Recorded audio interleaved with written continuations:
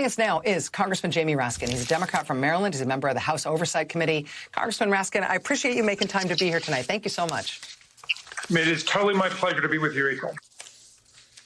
So let me just get your top-line reaction to this report about the president. He denied it today, but what the Times is reporting and what other news outlets are now confirming is that the president asked the American ambassador to Britain to see if he could get the British government to throw some business to his private company. I know this sort of seems like the thing we expect the president to do at this point, but how serious does this strike you?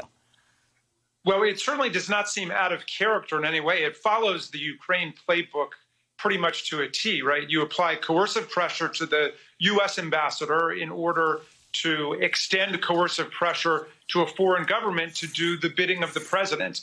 And in this case, just to enhance his financial enrichment. And, you know, that has been the original sin of the Trump administration from day one, which is that he refused to divest himself from more than 200 businesses he owns all over the world, and he's basically turned the presidency into a money-making operation.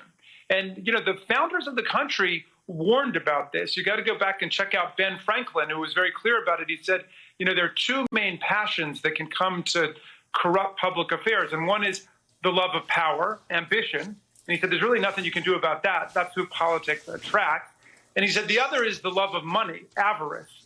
And so we've got to take care in designing the Constitution to make sure that the president is not drawn to the job, or candidates are not drawn to the job because they can make money at it. And so the domestic emoluments clause is the president can make no money from the government other than his or her salary. And the foreign government emoluments clause says the president cannot accept any present emolument, office, title of any kind, whatever, from a foreign government without the consent of Congress. And this president has been violating both on an almost daily basis since the administration began. The whole thing has been a racket, a money-making operation from day one. And now, as he lurches into violent authoritarianism, all of that is about defending his power so he can keep the money-making operation going.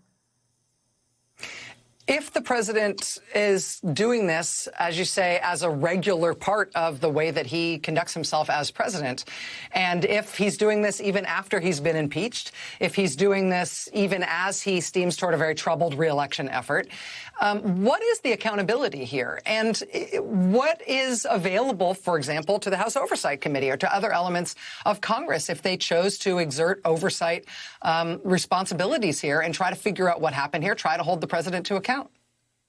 Well, I know that Chairwoman Maloney feels exactly as I do, that we owe this to the country, we owe it to the Constitution, and we owe it to our late beloved colleague, Elijah Cummings, who was furious about the emoluments issue, to get all of the facts about this latest episode. And we know that this episode is in no sense unique. It is reflective of this whole way of doing business. And, you know, we're encouraging all whistleblowers out there who know about the operations of the Trump hotels and the golf courses and the various office towers and residential towers and so on to come forward with the information that they've got, because, of course, they have stonewalled us from the beginning.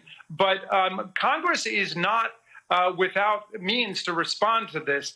The Article 1, Section 9, Clause 8 of the Constitution says, this is the Foreign Emoluments Clause, that the president cannot accept any money from foreign governments without the consent of Congress. We know this president has accepted millions of dollars from Saudi Arabia, Turkey, Indonesia, India, the Philippines, on and on and on.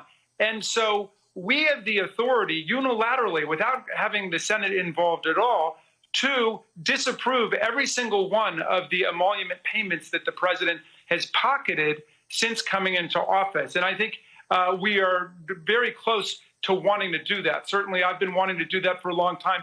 But I think that the corruption has so saturated the administration in the country that there's really no reason for us not to move forward to declare you cannot accept these emoluments, turn the money over to the U.S. Treasury, basically disgorge yourself of all the ill-gotten gains that you've been collecting from foreign governments. And then we've got to deal with the domestic emolument side, the millions of dollars that have gone from the Secret Service, the White House, the Department of Defense, the Department of State, directly to the Trump Hotel to Mar-a-Lago. Every time they go down to Mar-a-Lago, it's millions of dollars going from the taxpayers of the country directly to the president's businesses. So where did he get the idea to do the same thing to his donors? Well, he's been doing it to the taxpayers for the last 4 years. It's the same scam.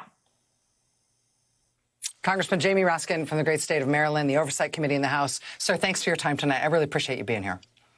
My pleasure, Rachel. Thank you.